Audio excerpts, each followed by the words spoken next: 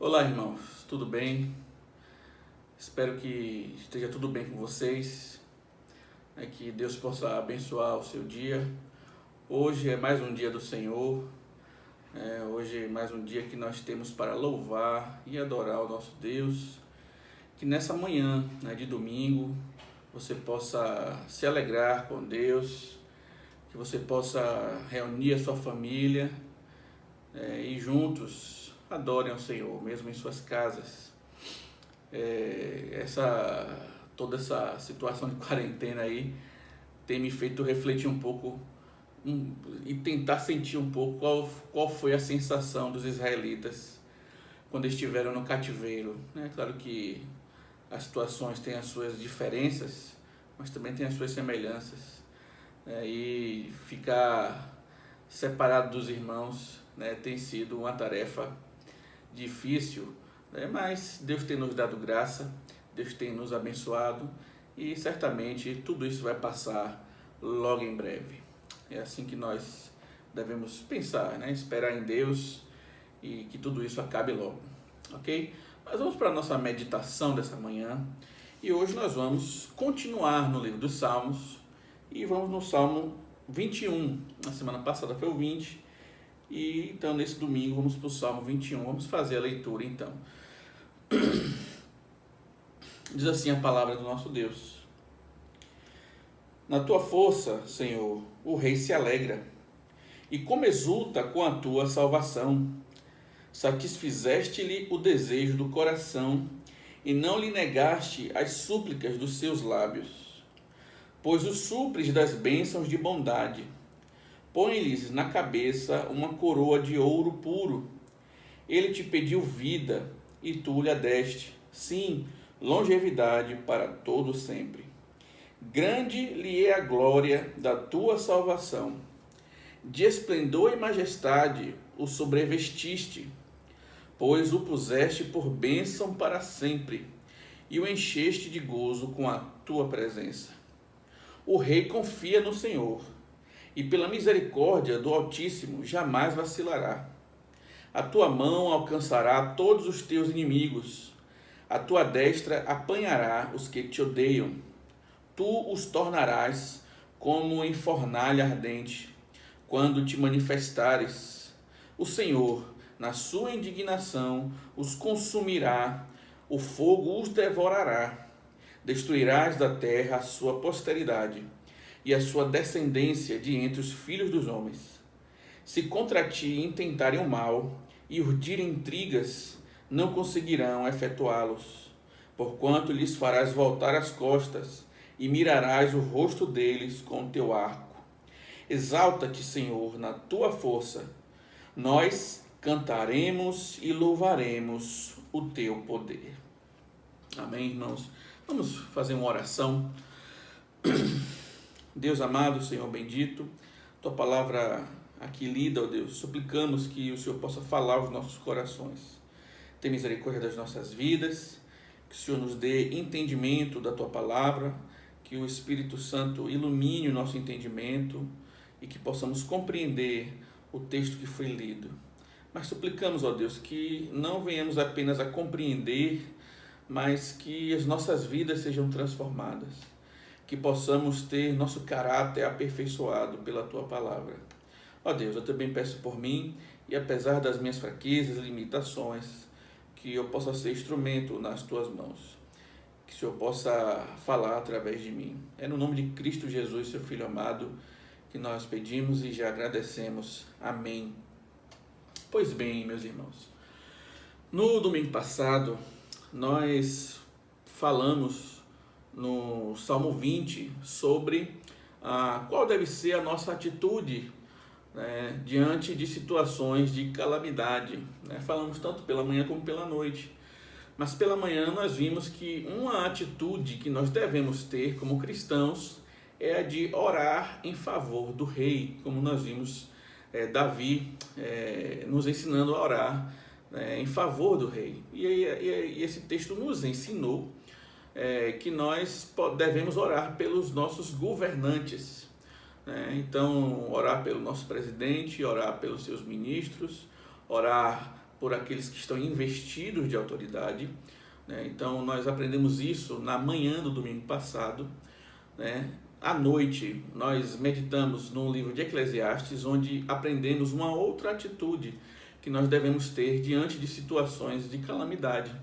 E nós aprendemos que diante de situações assim, nós devemos agir com sabedoria, agir com entendimento, não nos deixar levar pelo calor da situação, nem pelas emoções, mas agir, como nós falamos, de cabeça fria, né? Tomando a atitude certa e a atitude correta. Nós temos visto que não é fácil tomar decisões, né? Principalmente em momentos assim difíceis, mas devemos suplicar a sabedoria do alto e pedir que Deus tenha misericórdia de nós. Nessa manhã eu queria trazer mais uma atitude que nós devemos ter diante de situações de calamidade. E essa atitude que nós vamos aprender aqui com o Davi é a atitude que nós devemos então louvar a Deus diante de qualquer situação. Que a gente exulte, se alegre e louve ao Senhor. Essa é a lição que Davi nos ensina aqui. Nós vamos fazer a exposição aqui do texto e nós vamos então no decorrer aprendendo mais alguns detalhes. Mas observe, nós vamos ver aqui pelo menos duas coisas que Davi vai colocar aqui. Primeiro, ele vai falar da alegria do rei, que o rei então ele se alegra. E por que ele se alegra? Ele vai explicar isso. E depois ele vai falar que o rei confia no Senhor. E depois ele vai explicar o porquê que ele confia no Senhor. Então, nos versículos de 1 até o 6, nós vamos ver que nós devemos nos alegrar, no Senhor e o porquê disso. Observe o verso 1 que ele diz. Ele diz, na tua força, Senhor, o rei se alegra. E como exulta com a tua salvação. Então, esse salmo, na verdade, ele não foge muito do que foi tratado no salmo passado, no salmo 20, onde Davi suplica, faz uma oração em favor do rei. E aqui é como se ele continuasse desenvolvendo esse tema. Então ele diz agora que o rei se alegra em Deus, que o rei se alegra no Senhor. E ele se alegra aonde? Na força do Senhor, no poder de Deus. Então é muito importante para nós conhecermos o nosso Deus, quem é o nosso Deus, porque isso vai nos ajudar a nós correspondermos de forma adequada, de acordo com quem Deus é. E não somente com o que ele é, mas com o que ele faz, como vamos ver aqui. Então, Davi diz que o rei se alegra na força de Deus, no poder de Deus. Então, o fato de Deus ser todo-poderoso deve nos alegrar por um motivo simples. Ora, se Deus é o todo-poderoso, isso significa que ninguém é tão poderoso quanto Deus. E significa, então, que ninguém pode vencer o nosso Deus. Então, estando com Deus, nada pode nos vencer. Então, por isso devemos nos alegrar, porque Deus é todo-poderoso. Então, ele diz, na tua força, Senhor, o rei se alegra. E ele diz, e como exulta com a tua salvação. Ele usa agora uma palavra ainda mais enfática, exultar. Vai um pouco além do alegrar-se. Geralmente quando a gente se alegra, a gente abre um sorriso, a gente fica eufórico, mas a exultação é como um grito, um brado de alegria. Então é como se ele dissesse, eu me alegro porque o Senhor é forte, no poder do Senhor, e me alegro ainda mais na salvação que Deus nos concede. Ora, irmãos, então ele deixa aqui claro uma coisa, que nós devemos nos alegrar. Por quê? Porque o Senhor é forte. E por quê? Porque esse Deus que é forte nos salvou. E a ideia aqui não é apenas a salvação da alma, no sentido de Deus ter nos salvado do domínio do pecado, de Satanás e do mundo, mas a ideia aqui é de que Deus nos livra dos nossos inimigos, E no caso de Davi, principalmente, o Senhor o livrou dos seus inimigos, o Senhor o ajudou a vencer batalhas, Então, Deus o salvou da morte inúmeras vezes. Na própria Bíblia você vai encontrar relatos, em que Deus defende Davi, que Deus livra Davi da morte em algumas situações. Então, por isso o rei deve se alegrar, tanto com quem o Senhor é, ou seja, o poder de Deus tem a ver com a sua natureza, né? Deus é poderoso, né? E esse Deus, ele opera a salvação, então ele faz também algo, ele nos salva. Então, que motivo nós temos para louvar a Deus? O seu caráter e as suas obras, o que ele é e o que ele faz. É muito comum às vezes a gente encontrar em até cânticos as pessoas dizerem: eu não te adoro pelo que você faz, mas pelo que você é, né? Pelo que Deus é. E na verdade, irmãos, nós temos que adorar a Deus pelos dois motivos. Porque Deus só faz o que faz porque Ele é quem Ele é, né? Então, não tem como você adorar a Deus pelo que Ele é e não pelo que Ele faz. Eu entendo que a ideia do cântico talvez seja de não sermos interesseiros, né? Ou seja, de adorar a Deus apenas pelo que Ele pode fazer por nós, né? Mas o que nós aprendemos aqui é que nós devemos nos alegrar em Deus, tanto por quem Ele é, ou seja, no caso aqui específico, pelo poder de Deus e pela salvação que Ele opera em nossas vidas, tanto nos livrando a nossa alma do mal, como também livrando o nosso corpo físico, né? Nos livrando de situações de morte.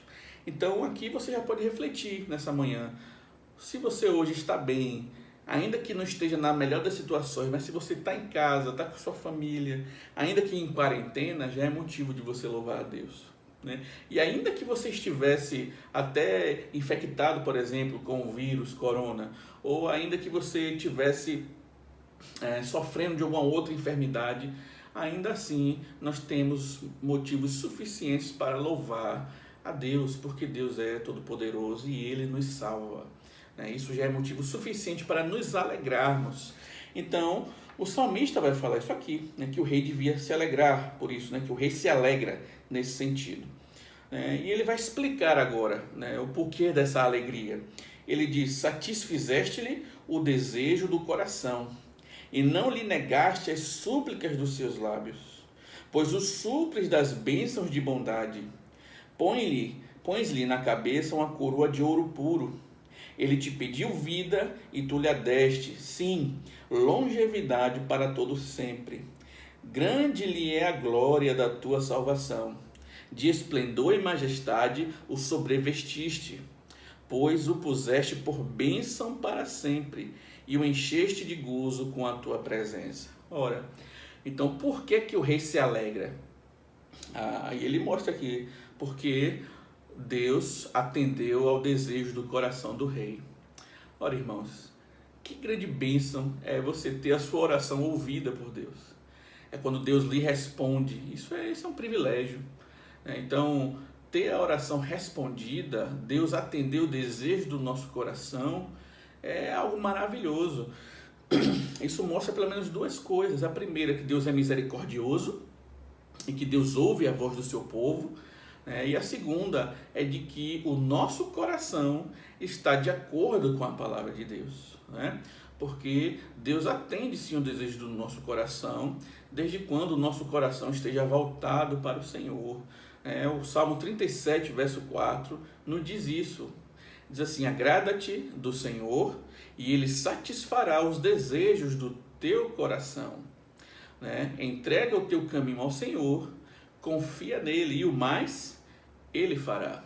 Então, quando nós nos agradamos do Senhor, ou seja, temos prazer em Deus e, consequentemente, nós obedecemos a tua palavra, Deus também, por sua misericórdia, não é por merecimento, mas por misericórdia, Deus também ouve as nossas orações e responde aos desejos do nosso coração. É claro que nem sempre os desejos do nosso coração são bons, né? Então, por isso que muitas vezes talvez você não tenha a sua oração respondida. É porque, ainda que o que você peça possa até ser algo bom, mas às vezes a intenção do nosso coração é má e Deus então não nos ouve. É claro, é importante deixar claro também que isso não significa que Deus sempre vai atender os desejos do nosso coração, né? Então, às vezes, ainda que a gente seja obediente a Deus, isso não significa que sempre Ele fará os desejos do nosso coração, né? Isso aqui não é uma regra no sentido de que sempre será assim, porque Deus tem seus planos e propósitos. Às vezes Deus nos faz esperar e às vezes Deus nos diz não, né? Ainda que a intenção seja boa e ainda que o que estamos pedindo seja correto, mas não é aquilo que Deus quer para aquele momento, né? Então Deus pode dizer um não, mas via de regra, né, o natural é que, se andamos no caminho de Deus, Deus também ouve as nossas orações e nos responde por misericórdia, não por merecimento. Então ele deixa claro aqui, por que ele está alegre? Por que o rei se alegra? Porque satisfizeste-lhe o desejo do coração e não lhe negaste súplicas dos seus lábios, porque Deus nos ouve, porque Deus ouviu as orações do rei. Lembra que no Salmo 20, né, a oração de Davi é para que Deus ouvisse a oração do rei, e aqui nós vemos que então Deus ouviu. Não sabemos especificamente em que, mas Deus ouviu, e Davi coloca aqui, então Deus satisfez esse desejo, né? E aí ele continua, pois o supres das bênçãos de bondade, pões-lhe na cabeça uma coroa de ouro puro. Aqui alguns vão entender que Davi está se referindo à batalha com os amonitas, onde ele, né, derrota o rei amonita e então põe a coroa sobre a sua cabeça. Mas a ideia aqui vai além disso, né? A ideia aqui é de que Deus é quem abençoa, né, o reinado de Davi. Ele só é rei porque Deus o colocou a coroa sobre ele, né? Foi Deus quem o coroou como rei. E isso é bondade de Deus, né? Isso é uma dádiva que Deus concede, né? E ele continua, ele te pediu vida e tu lhe deste, sim, longevidade para todo o sempre. Ora, Deus agora não somente deu vida, né? Como é que ele diz, ele pede vida, mas deu vida para sempre. É importante nós observarmos aqui, irmãos, do verso 4 até o verso 6, que essas bênçãos que são descritas aqui agora, elas parecem não apenas apontar para o rei humano, no caso aqui Davi, mas parecem apontar para uma figura ainda maior. Um rei que ultrapassa a figura humana, um rei que é rei eterno. E obviamente é Cristo Jesus, né?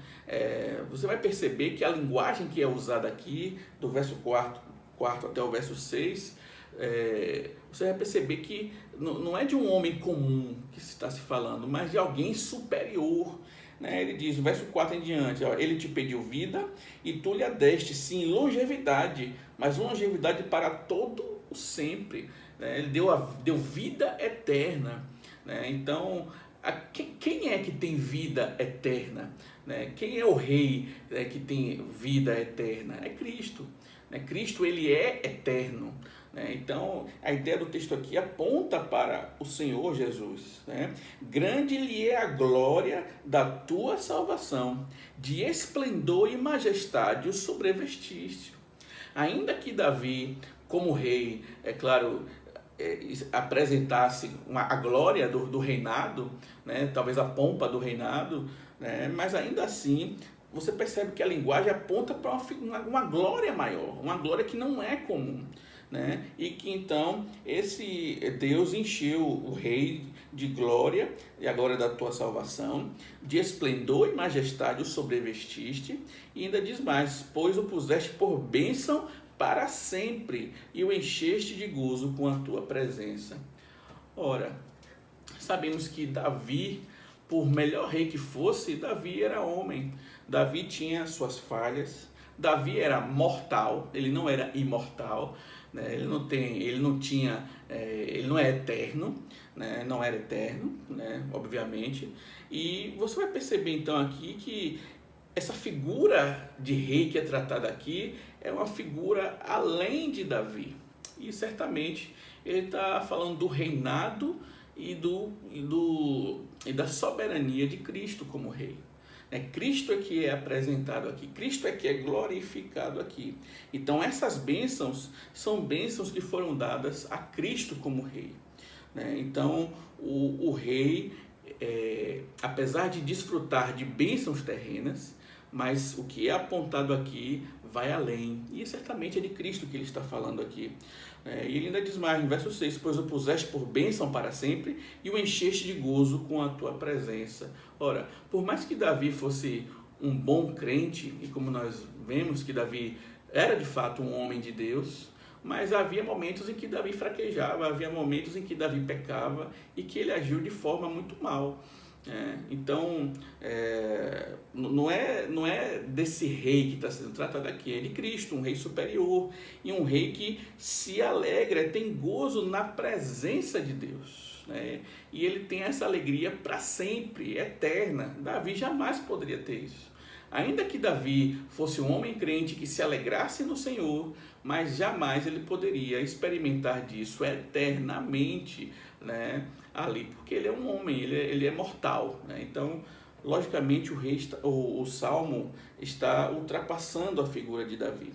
Isso, é claro, não significa que Davi não experimentasse aquilo que era possível dessas bênçãos de forma terrena, mas é muito claro que o texto aponta para Cristo, e o seu esplendor e a sua majestade. E aí ele continua, no verso 7 em diante, ele vai mostrar o outro motivo, que ele de escrever aqui esse salmo. Ele diz que devemos nos alegrar, que o rei deve se alegrar, mas uma outra coisa agora é que o rei deve confiar no Senhor. E por que ele tem que confiar no Senhor? Porque esse Deus é o Deus que pela misericórdia não permitirá que ele vacile. Ele diz, o rei confia no Senhor, e pela misericórdia do Altíssimo jamais vacilará. Então, o rei ele deve confiar em Deus. Por quê? Porque Deus o protege. Isso não significa que Davi, como rei, não passou por dificuldades ou por problemas, mas a ideia aqui é de que Deus cuida de nós. Ainda que a gente escorregue até, mas Deus sempre nos mantém perseverantes, sempre nos mantém no caminho. E ele começa então a explicar o porquê que ele confia no Senhor e na sua misericórdia, na sua proteção. Aí o verso 8 em diante ele explica: a tua mão alcançará todos os teus inimigos, a tua destra apanhará os que te odeiam. Tu os tornarás como em fornalha ardente, quando te manifestares. O Senhor, na sua indignação, os consumirá, o fogo os devorará. Destruirás da terra a sua posteridade e a sua descendência de entre os filhos dos homens. Se contra ti intentarem o mal e urdirem intrigas, não conseguirão efetuá-los, porquanto lhes farás voltar as costas e mirará o rosto deles com o teu arco. Então, Davi agora mostra o juízo de Deus.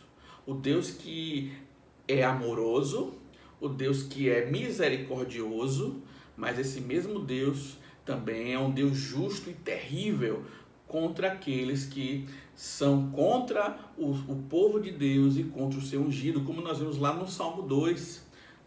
Então, Deus não deixa que a injustiça permaneça. Deus responde a essa injustiça, e ele faz isso então derramando a sua ira sobre os inimigos dele, sobre os inimigos do Senhor. Então, aqui nós vemos uma ligação. Que ligação é essa? Entre a figura do rei humano e a figura do rei divino, o reino humano e o reino divino.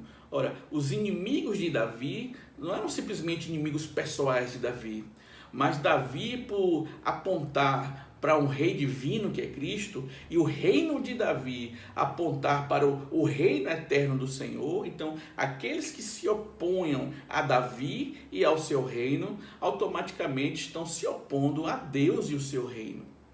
Então, por isso que Deus usa essas palavras aqui de juízo, e nós vemos aqui o quão terrível é o juízo de Deus, a ponto dele dizer que a destra dele vai alcançar os inimigos, que ele os tornaria como fornalha ardente, né, que o Senhor os consumiria como fogo, né, que Deus destruiria da terra a sua posteridade, ou seja, não apenas aqueles que causaram mal, mas até mesmo os seus descendentes, né, também sofreriam as penas do juízo de Deus. Deixa eu esclarecer um ponto aqui. Isso não significa que exista maldição hereditária, né? Talvez você, ao ler essa passagem, faça essa associação. Então, já que Deus vai destruir a posteridade, os descendentes daqueles que causaram mal, então é uma espécie de maldição hereditária. Mas a ideia não é essa aqui, certo? Não, a Bíblia não defende essa ideia. Mas o que está sendo aplicado aqui é aquilo que o Senhor já disse lá em Êxodo, capítulo 20, né, quando ele vai falar sobre o segundo mandamento.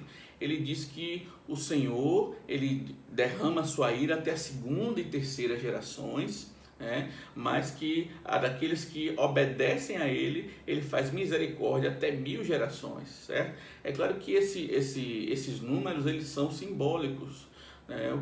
A ideia do texto é mostrar o seguinte, que Deus tem mais prazer em exercer misericórdia do que em exercer juízo, certo? Mas quando há necessidade do juízo, Deus exerce até a segunda e terceira geração, se assim ele quiser, né? Se esse for o desejo dele, né? Então, Davi mostra aqui o porquê dele confiar em Deus. Por que ele confia em Deus? Porque Deus o protege dos seus inimigos, porque Deus derrama a sua ira sobre aqueles que se levantam contra o rei e o seu reino, né? Então isso é muito importante aqui. Então o verso 13 ele encerra dizendo: exalta-te, Senhor, na tua força, nós cantaremos e louvaremos o teu poder. Então o Senhor é exaltado na força do seu poder, né? Deus é o Todo-Poderoso, aquele que, né, tem poder para do nada criar todas as coisas, e ele então tem poder para nos defender dos nossos inimigos, se levantar contra eles. Por isso o Senhor se gloria e se exalta na sua força. E qual deve ser a nossa resposta então diante disso? Nós cantaremos e louvaremos o teu poder. Então a nossa resposta é louvar a Deus, cantar a Deus por causa do seu poder, que tanto nos concede salvação, como também nos concede proteção, né? É isso que nós vemos aqui. O Deus que derrama bênção sobre o seu rei, né, alegrando o seu coração, e ao mesmo tempo esse Deus destrói os seus inimigos, destrói aqueles que tentam, ou que atentam contra o rei, né, e o seu reino. No caso aqui, Davi, o seu reinado.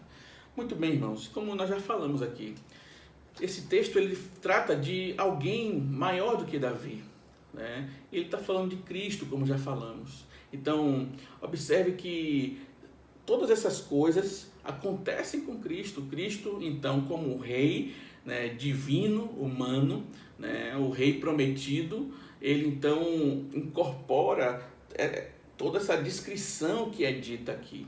E Cristo, então, ele não somente desfruta das bênçãos de Deus, e Deus concede os desejos do seu coração. Observe os evangelhos, onde é relatado ali Cristo orando ao Senhor e Deus respondendo muitas vezes imediatamente às suas orações, e outras Deus não só responde imediatamente, como continua a responder, como quando ele ora em favor dos eleitos, lá na oração sacerdotal. Então, se nós somos salvos hoje, é fruto da oração de Cristo por nós, lá em João 17. Depois você dá uma lida e vê, né, como Jesus Cristo ora em nosso favor, né? Então, e não somente isso, as bênçãos do reino, mas Cristo também é o justo juiz.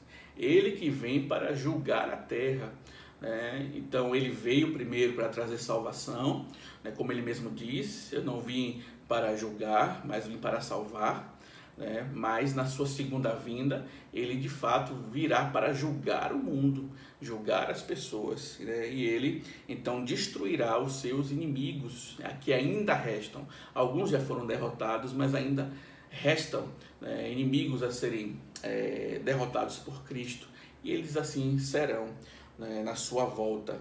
Então nós desfrutaremos de plena paz e desfrutaremos então da presença do nosso grande Rei soberano Salvador, Jesus Cristo, né, como também de sua proteção para sempre. Ninguém mais vai poder destruir ou intentar destruir, né, o povo de Deus, né, o reinado de Deus. Viveremos perenamente em gozo e alegria com o Senhor. Que privilégio, irmãos, né, podermos estar em gozo e alegria com o Senhor. Né? Então, por isso, nós devemos, diante de situações como essa que estamos vivendo, devemos louvar a Deus. Inimigos têm se levantado contra a igreja do Senhor, não é de hoje, mas desde sempre, mas o Senhor tem sempre concedido vitória à sua igreja, e nós devemos então louvar a Deus. Com agora essa situação do coronavírus, né, nós estamos aí sem poder nos reunir, em alguns lugares tem se tentado até impedir que as igrejas se reúnam, não apenas pela questão do decreto, né, não é da questão da quarentena, mas em alguns lugares está querendo proibir que até pela internet se façam cultos, né? E nós sabemos que ainda em muitos países os cristãos não podem adorar a Deus e não podem manifestar sua fé porque são perseguidos, e muitos países e muitas regiões estão se aproveitando dessa situação do coronavírus para tentar extirpar de vez, né, o evangelho dos seus países, das suas localidades. Mas sabemos que, por mais que eles intentem contra o Senhor e o seu ungido e o reino do Senhor, eles jamais obterão vitória, porque o Senhor está conosco e Ele nos protege. Então, irmãos, aqui também nós vemos um outro ponto muito interessante. No verso 12 ele diz: porquanto lhes farás voltar as costas e mirarás o rosto deles com o teu arco. Ora, irmãos, aqui nós vemos também uma grande vitória que já nos foi dada, né? E que vitória é essa? Calvino, quando ele vai comentar esse texto, ele diz que a melhor tradução aqui não seria porquanto lhes farás voltar as costas, mas a ideia aqui é de colocar alguém como um alvo, é como colocar alguém na ponta de um monte e ela fica ali exposta, né? E ela ficaria ali como alvo, e então o Senhor apontaria o arco para o alvo, né? E então feriria aqueles que são os inimigos de Deus, né? E o que é que isso tem a ver com o ponto que eu quero trazer? É que nós também, outrora, fomos inimigos de Deus. Outrora, nós também estávamos na frente do alvo, e o Senhor estava com seu arco apontado. E graças, então, ao nosso Rei divino, mas também Rei homem, Cristo Jesus, Ele se fez alvo por nós. Ele ficou lá na frente do arco do Senhor, e não somente ficou na mira do arco de Deus, mas como recebeu também um golpe de morte. Ele recebeu a flecha da morte, que era para ser nossa, essa flecha que deveria nos matar, porque nós éramos inimigos de Deus, nós iniciamos uma guerra com Deus lá no Éden, e por isso nós somos dignos da ira, como diz o apóstolo Paulo, que nós somos merecedores da ira de Deus, né, que nós já nascemos assim. Então, portanto, nós já nascemos diante do arco de Deus, do alvo, né? Somos o alvo para que Deus então levante o arco e nos mate. Mas graças a Cristo, Ele se fez em nosso lugar. Ele assumiu o nosso lugar e tirou então o alvo de nós e colocou sobre si mesmo. E Ele recebeu a flecha da morte, vinda não por Satanás, como muitos pensam, mas vinda do próprio Deus. A ira de Deus foi derramada em Cristo Jesus, para que nós, o seu povo, a sua igreja, não recebêssemos o golpe de morte, né? Por isso nós devemos nos alegrar e louvar a Deus. Que nessa manhã você possa refletir sobre isso. Apesar de toda esse momento difícil que estamos vivendo, né, de grandes inimigos se levantando, até mesmo um vírus, algo tão pequeno, invisível a olho nu, mas Deus tem usado isso para nos mostrar que nós não somos nada, que nós somos meros seres humanos e que devemos nos voltar para Ele, que a gente não levante a ira de Deus, né? Porque se a gente não ouvir a Deus nesse momento, se a gente se entregar às vozes do mundo, nós estamos nos colocando de volta lá como alvo, e o arco do Senhor estará apontado para nós.